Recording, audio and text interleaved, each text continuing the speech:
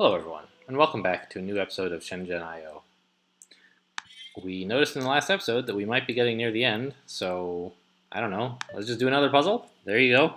Being near the end has no impact on that. Building a deep-sea sensor grid. We've entered into an agreement to produce some deep-sea sensing equipment for a complete ocean monitoring system. Each station will have passive sonar and magnetic anomaly detection sensors recording continuously, along with a radio uplink for remote review. They need to be robust and reliable. Yeah, of course. Sunhao-chan. So, probably this is for the nuclear submarines that we're building? I don't know. Alright, enough story. Show me the puzzles. Interesting. I don't need any wires. I just want to look around. We have is that magnetic or magnet IO? I guess it's magnetic. We have a simple input connected to a passive sonar sensor, and a simple input connected to a magnetic anomaly detector, and a non-blocking X-bus input and output. So that's our only output, is this guy. All right. When a data packet is received over the radio that specifies the ID number of the sensor assembly, respond with the 6 most recent sensor readings, including the current, from the requested sensor in order from oldest to most recent.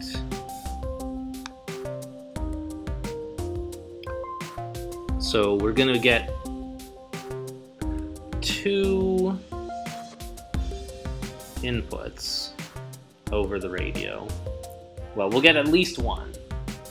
No, I guess we'll get 2. If the first one is not for us, we should completely ignore both messages. If the first one is the same as our thing, then we should look at the second message and decide which thing to send back. Okay.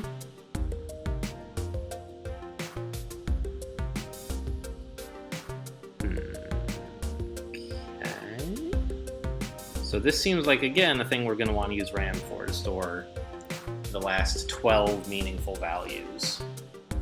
6 of each, right? Kind of need to store a rolling whatever, like, Okay, so it looks like in the first example, our ID is 846.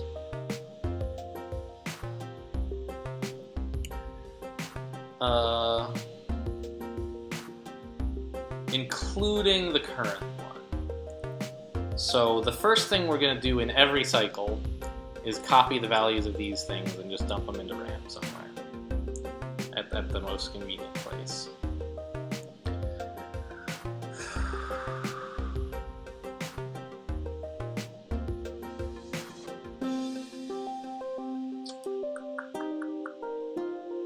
Yeah, this seems doable.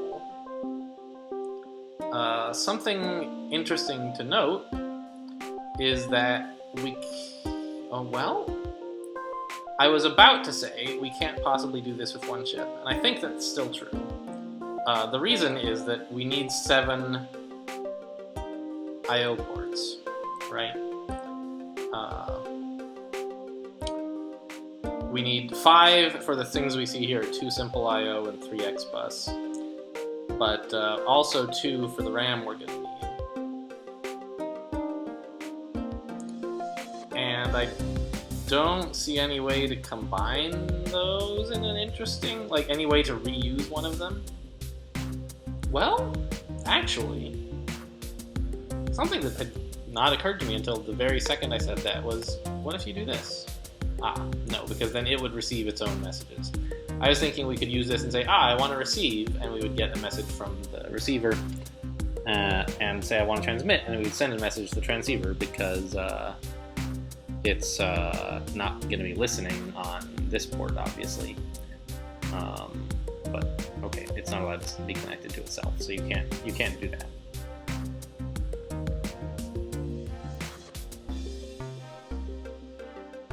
And we can't use an I/O expander for this because we need to read values other than 100 and 0.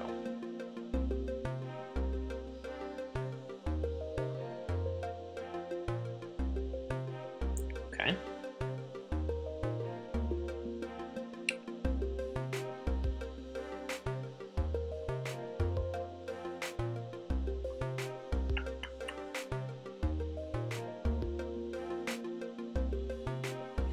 Well, what is the right way to divide labor up between two chips then? The job of like copying these inputs and putting them into RAM is A, astoundingly trivial and not really worth putting on another chip, and B, it doesn't even accomplish the goal, which is that we need to somehow not have a single chip be connected to 5 XBus ports. These are two simple ports. Putting them on a separate chip doesn't help us. We need to somehow get these onto different ports.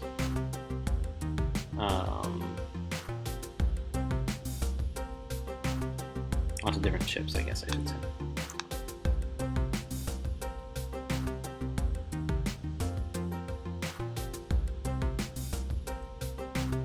Okay.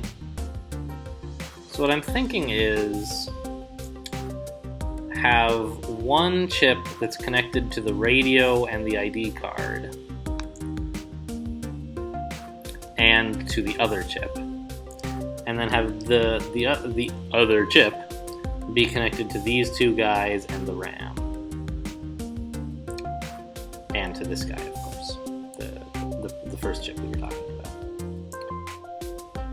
about. Interestingly, that is not quite correct, because we need one of them connected to the receiver and the other to the transmitter. But that's still fine? Actually, it might be better than fine, because it means, let's see. If we build a chip that's connected to the RAM, that's 2 ports. And that's the simple I/O ports. And the other chip and the transmitter, that's all 6 of the ports on an MC6000, perfectly covered. Meanwhile, the chip that's here, connected to... Sorry, the chip that's connected to this is 1, the receiver is 2, and the other chip is 3. So we can just use one of these, assuming we can fit it all, which I don't see why we couldn't.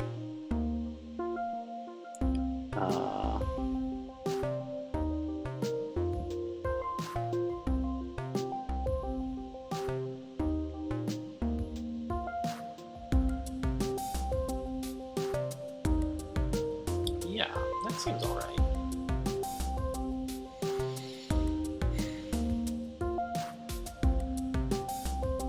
The amount of work that either of them needs to do is not terribly large, I think. So we should be able to fit that into the 2 chips that we're talking about here. Alright, so I guess we do need to be able to distinguish... Wait. Huh. I was thinking we need to be able to distinguish -999 from an ID that is not ours, because we don't want to read a second byte if the input was -999. But we can read a second byte, it'll be fine. It'll just be -999. We'll throw it away.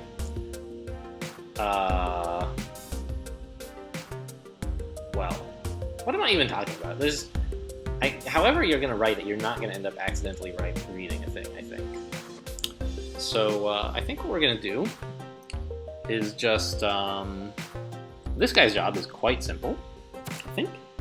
He's connected up to here.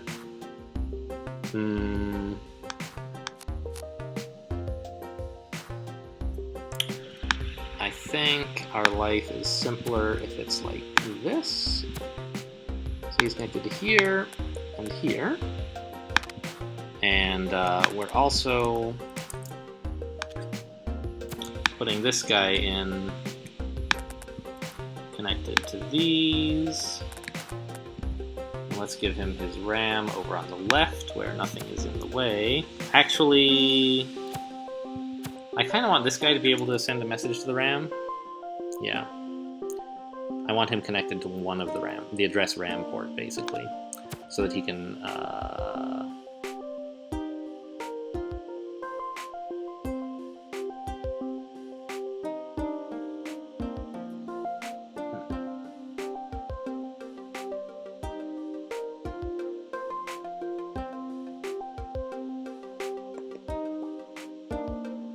yeah, I think we can do this.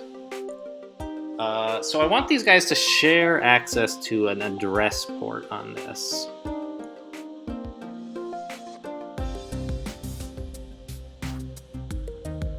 And I also need them to be able to talk to each other, which means that there's going to have to be some wire crossing, I guess. Or is there? Maybe the thing is just to wire them up like so, and then have this come up like that. And this comes down to here. And now the only wire that we haven't connected up is the one to the transmitter. Right?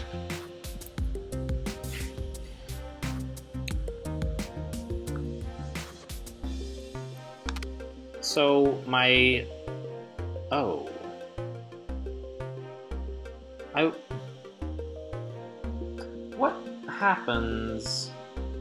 What happens if you move like 80 into this and you say, set the address port to 80, please. Let's try it. Move 80 to, 80's not divisible by 14, is it? No, okay. Move 80 to the address port, which is X3, and let's see what happens. It does do the modular stuff. Amazing! Okay. Alright, at least I assume that's correct, right? Because 5, yeah, that looks like about 10. 5 times 14 is 70. And then we're going 10 more than that. Just skipping over these 7 and these 3, so that's okay, perfect. So that's good because it means we can basically just say, read the current port, or the current address, subtract 12, and or some number close to 12, I'm not sure exactly, and then also subtract the number that comes in as like which thing we're supposed to read, and that'll get us back in time by just the right amount. And then we'll send him a thing saying, hey, copy the last 6 messages. Skipping 2 at a time. Not skipping 2 at a time.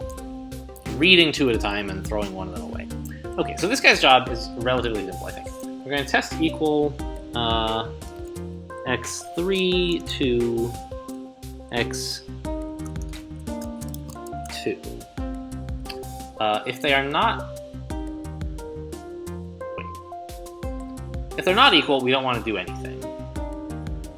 And if they are equal, I think what we want to do involves no conditionals, right?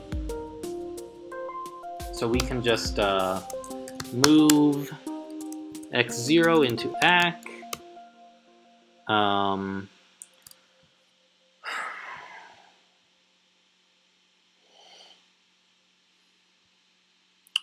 So which is 1 and which is 2? 1 is the sonar sensor.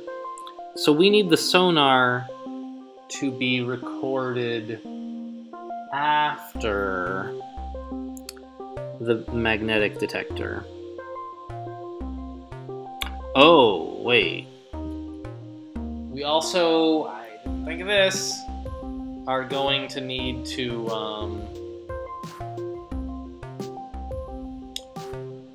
we're going to need to reset this thing when we're done reading through it. Because we're gonna, what we're gonna have this do is reset this RAM so that its pointer is directly to the start of the data that we need to read, either the 6 times ago sonar or the 6 times ago magnetic anomaly. And And then this guy will just blindly read, not even knowing if he's reading sensor or anomaly data. But the problem is, we might then be shifted by 1 from where we're supposed to be. And so we'll have to compensate for that here by adjusting the memory pointer when we're done, I guess. That's a little yucky.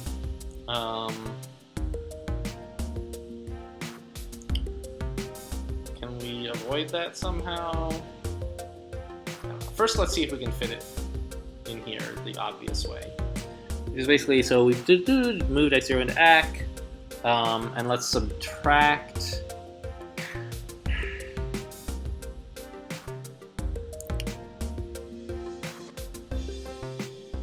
All right. How much exactly? So, well, we're gonna have to do 2 things. One, we're gonna have to subtract the value from x3. But then we have to subtract some other amount, and I'm not sure exactly what it is. Is it 10? Because we've basically gone back in time by by exactly 1, I guess, right? We're pointing at the right kind of data, and we're pointing at it 1 back in time. And we need to point at it 5 back in time to read the 5th most recent, 4th most recent, 2nd, 3rd, 4th, 1st, I'm sorry, and 0th most recent. So we need it to be pointing 5 back in time. It's already pointing 1, so we need to move back 4, multiplied by 2 is 8. So I think what we're doing is subbing 8, and then moving AC over x0. I don't know how to buttons. Move x over x0. Then send this guy a signal. Move 6. I assume the 6 will be useful since he wants to do 6 things. To x1.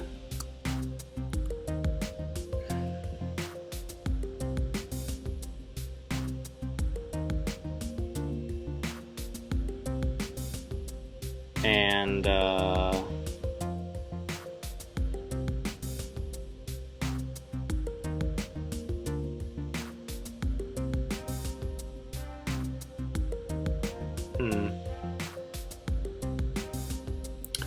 now we need to, I think we need to wait. Do we need to do some sleeping here? I think so. I think we need to sleep until this guy is done, because he doesn't know what kind of manipulation to perform on this, how much to change it. And so what we're going to do is, I guess, do some math.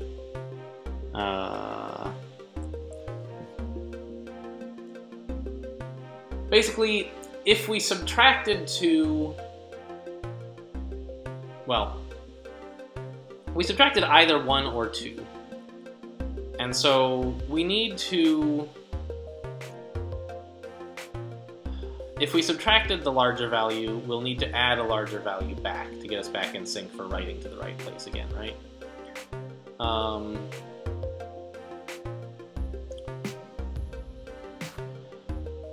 So I think...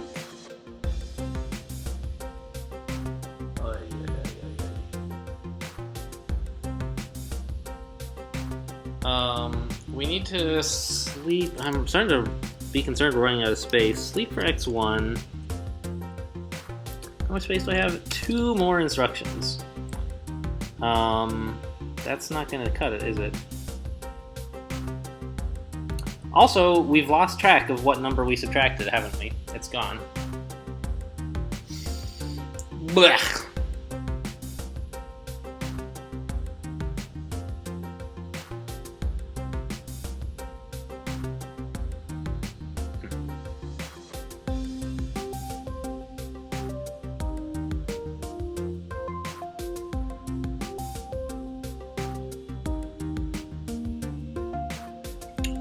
What if we could use the other read pointer to store the previous position?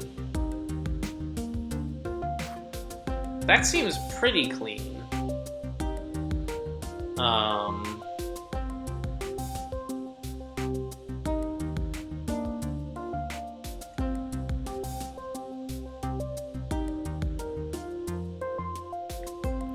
The problem is we don't have any other ports available, right?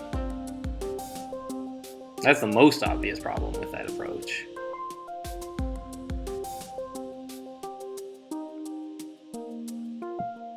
We could get a larger chip here and use DAT to store it.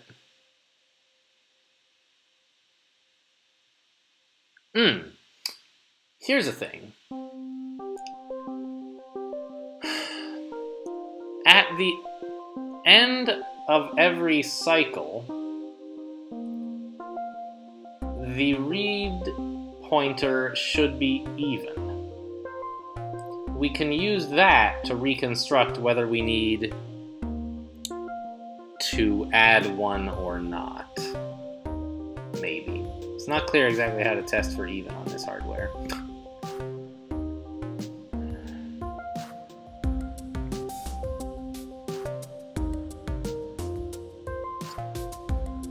This guy has a DAT register he's not using.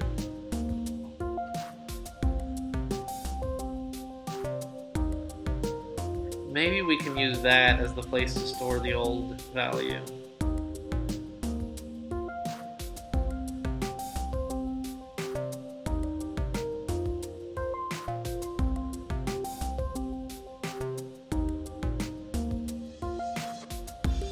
Wait.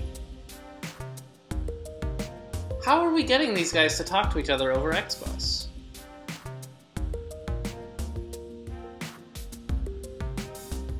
Because the problem is, this guy I was imagining was just going to sleep waiting for an XBus message, but he can't because every cycle he needs to wake up and do this, right?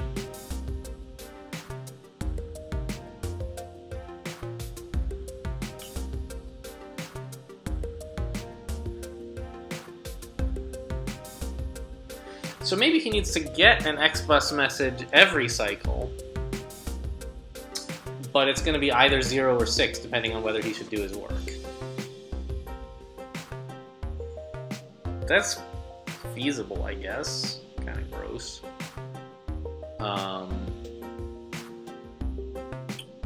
But it does provide us with a nice way to stop this chip from doing anything too quickly.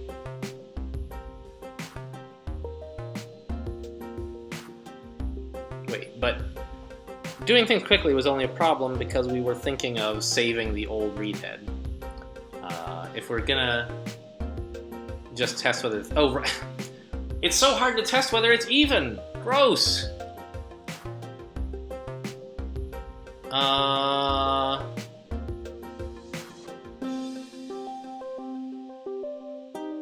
Are we using ACK for anything here? Sort of, right? We're using it to store this old value.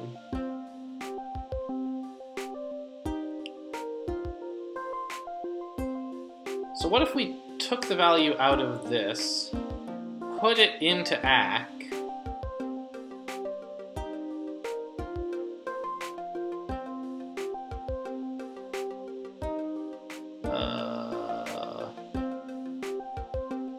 I kind of want to subtract it from 3, but that's like, I'm not sure how to do that.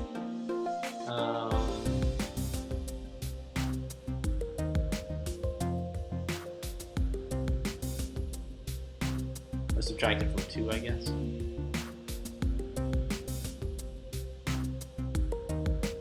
Wait, so... I think I actually did make a bit of a mistake here when I said sub 8. Because subtracting 2 gets us already a well, no. Yeah. Subtracting 1 gets us to the first value written in the current time. Subtracting 2 gets us to the second value written in the previous time unit. And that's obviously wrong. So we need to subtract an odd number to line those back up, which I think is 9?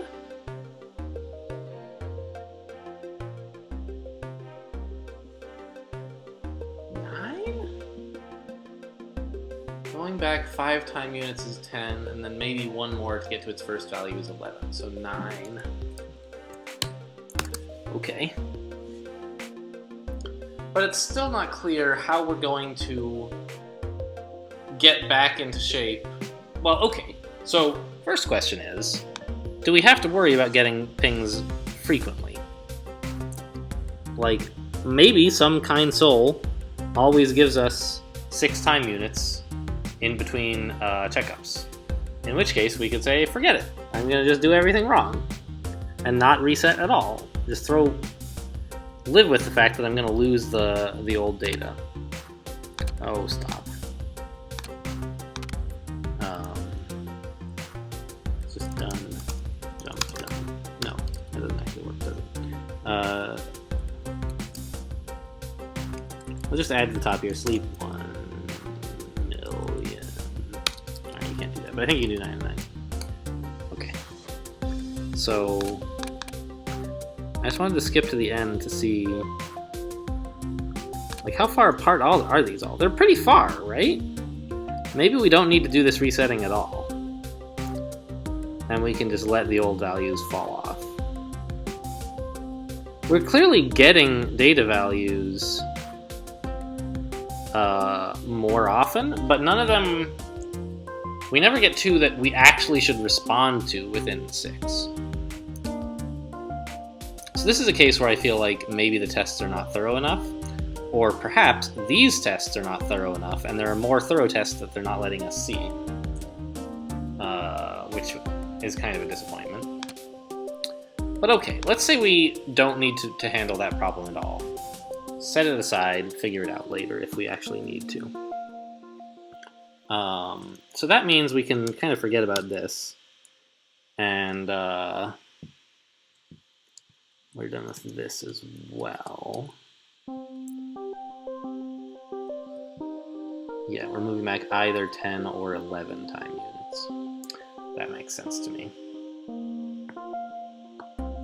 And we're just going to now, like, sleep 1, basically, right? Now, what's this guy's job? We decided that the anomaly detector needs to be the one that is written more soon. So we will move P0 into X2 and then move P1 into X2. And we do kind of need to always get a message from this guy. So let us otherwise move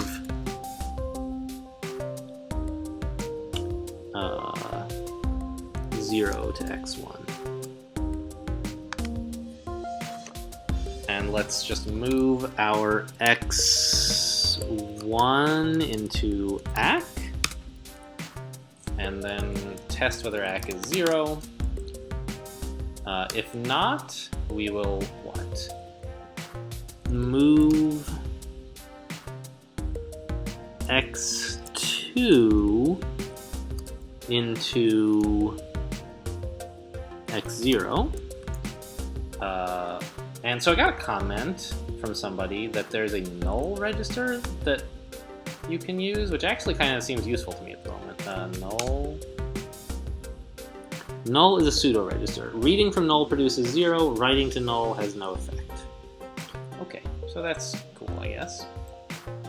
So the thing is, normally we would say, okay, let's just like take a value and like I want to skip a single value from this. I need to read it somehow and put it somewhere where it won't do any harm.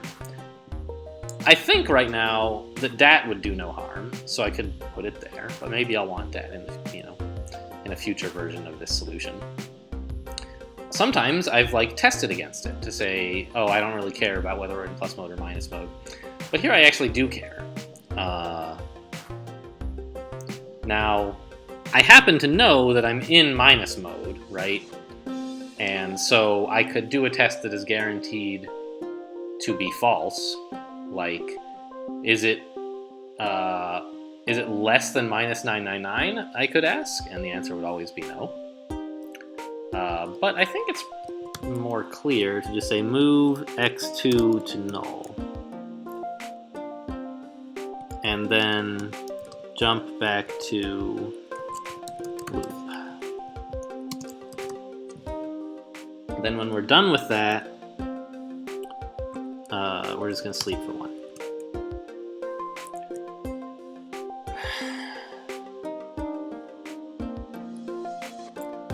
So I think this is probably a correct, well, probably correct, it's pretty strong words.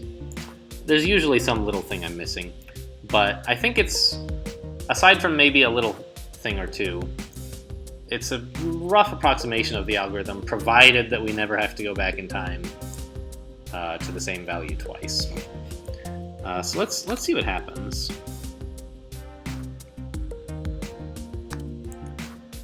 Okay, step. Okay, so we move this. What is this guy up to? Why did he? Oh, he's queuing up to write, I guess.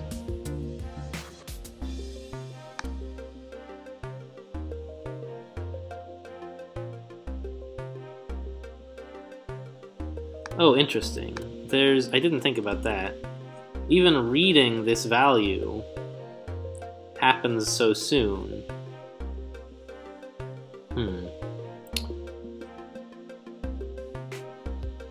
So x3 is the same as x2. He spends a little while reading those, doesn't he? Step? I guess he gets both of those in a single tick. Meanwhile, for some reason, this guy has not moved on to the second thing. I don't really understand that.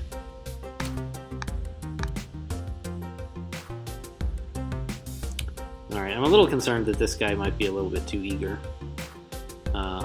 And even worse, he might be unpredictably eager. It would be fine if he were predictable. But if like he's different in the first cycle or something like that, I don't know. I think it should be the same, because they're both going to have slept one at the beginning of the cycle, so it should be the same. Anyway, he sends over a 0.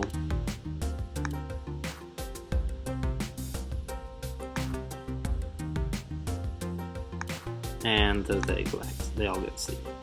Okay, so in the meantime, we'll skip that. We sort of have gotten at least 6 values written here, right? Exactly 6, as it turns out. Right? Yeah.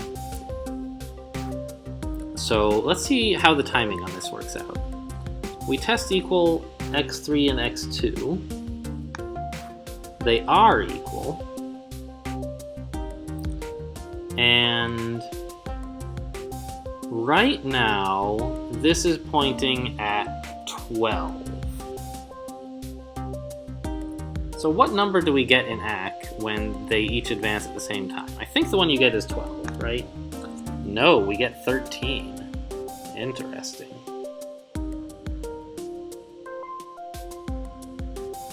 Huh. So the value is 1 higher than I sort of thought it would be.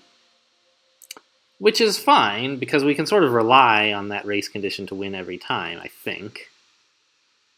We can just subtract 1 less. It turns out 8 was right all along. Oh, yeah, 8 was right all along for quite the wrong reasons. Okay, so anyway, we do that.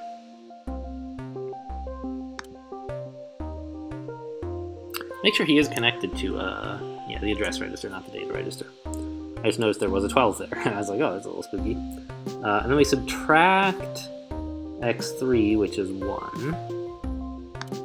Gets us to 12. Man, this guy's still writing. He's so slow. And now, just in time, in fact, he finished writing. We're going to move ACK, which is 4, to x0. So does 4 seem right to me? We're going back 0, 1, 2, 3, 4 to here.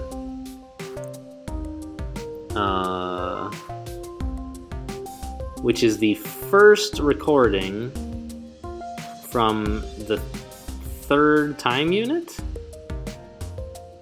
That seems weird.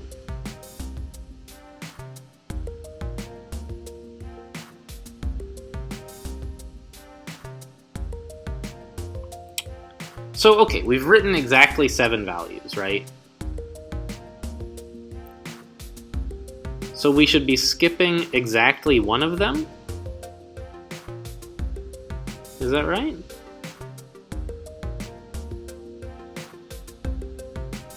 That seems right. We can only store 7. We're being asked to give out 6. How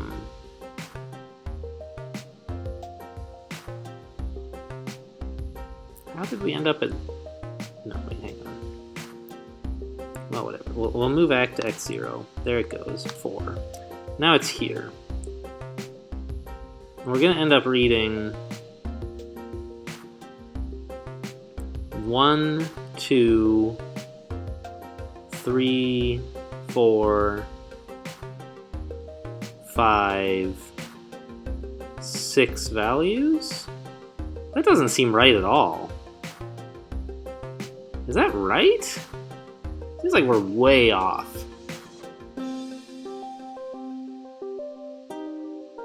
I mean, we've succeeded in skipping exactly one of them. Like, you can't help if you do a cycle 6 times, you're gonna skip exactly one of these. But it doesn't seem like we skipped the right one, right? The one we should have skipped is this one. So that means we subtracted too few by 2? So let's change this 8 to a 10 and see what happens. I guess we actually could have done a little bit more, which is see, the first number we're expected to output is 85, right? Okay, so we're off by 1 here. And I'm not sure exactly if that's because we got the math wrong on this this 10 and it should have been 9, or if like we did the wrong thing with, we stored these in the wrong value order or something. But let's just say it should have been 9. That'll fix the first test case, and then we can figure out exactly what I was supposed to have done. This is debugging by like guessing, I guess, is not the best way to do things. We're subtracting either 10 or 11, which I thought was right, but... Oh, right, but there was something about, like, it wrote a little bit more, I don't know, whatever. So here you go. Start at 85, please. And now we move a 6 to x1. And he says, is it 0? No. Therefore, move x2, which is an 85, to x0. And move x2 to nowhere in particular, and keep going. So we get all of these outputs, and that's all very lovely. And we forgot to subtract ACK. Subtract 1, I mean. Sum 1.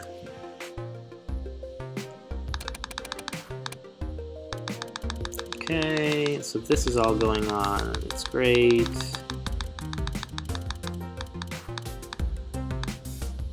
And we sent all the values, so we go back to sleep. And now our pointer is pointing at someplace totally ridiculous.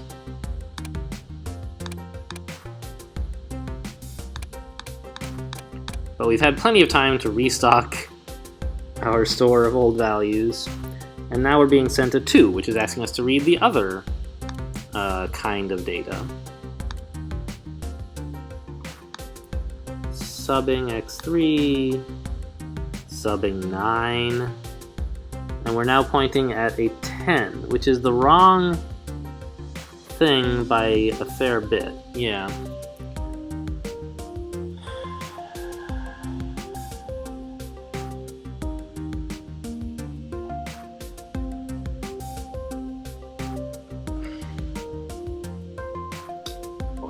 This race condition here that like results in everything being off by 1 from where I feel like it ought to be.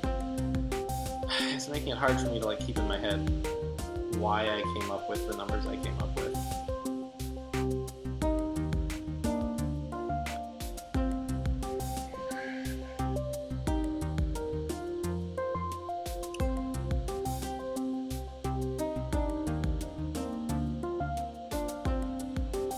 So where are we pointed right now? We're pointed at 8, which is at 10, I should say.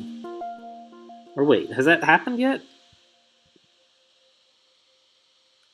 Step. Oh no, it hasn't. Okay, we're pointed at 8. Hey, look at that! Alright, that's what I get for premature panicking. So we wrote out the right things there. So now, indeed, it is correct, modulo the problem that it only works every 6 cycles. If anyone ever asks for stuff more often than that, they're going to be a little sad. So you can actually step through these. It doesn't look like they're ever asking for stuff more than 6. Or closer than 6. Alright, so maybe we're done? I feel like this is a little bit unsatisfying. It would have been nice to have to deal with that. But, we did it! Great! Pretty low production cost, that's a nice surprise. Power usage about standard. Lines of code, low end of normal for sure. Alright. Not bad. This guy's only using 9 lines, but he's using 6 pins, so it's not like we can replace him with anything smaller.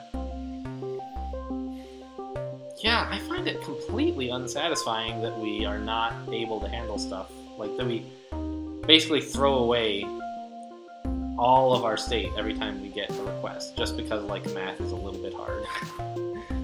Actually, mostly because we don't have enough pins, I think. Right? If we could, like, connect this guy up to just this, I could start with, like, a move this address to this address, and then end with move this address to this address, and we would all be fine. But okay, we don't have to do that. I can live with that. Hey, new, important, the big one. New puzzles. Maybe that's the last one.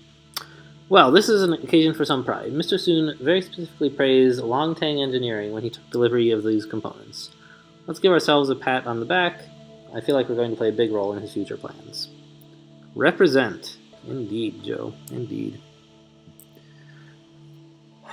Alright, well, that's one more puzzle down.